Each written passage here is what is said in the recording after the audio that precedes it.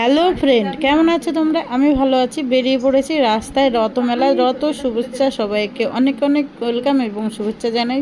বড়দের প্রণাম আর ছোটদের জন্য ভালোবাসা। ছোট্ট একটা শর্ট ভিডিও নিয়ে চলে এসেছি রথ দেখার জন্য। রাস্তায় বেরিয়ে পড়লাম, অটোতে করে চলে এসেছি রথ দেখা। দেখো এখানে অন্যরকম। এখানে আছি কোথায় বলো তো? এটা হচ্ছে কলকাতায়। আর কলকাতায় রথটা অতটাই বেশি ভালো হয় না। আমি এই ফার্স্ট দেখলাম কলকাতার রথ।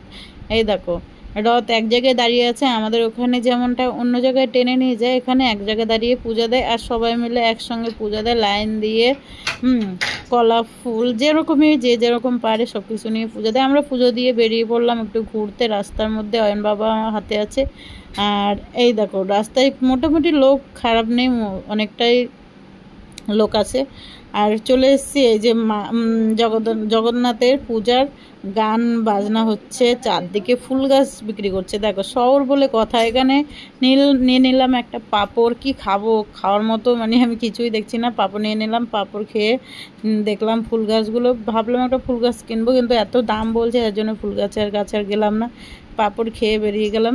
সবাই ভিডিওটা দেখে ভালো লাগলে লাইক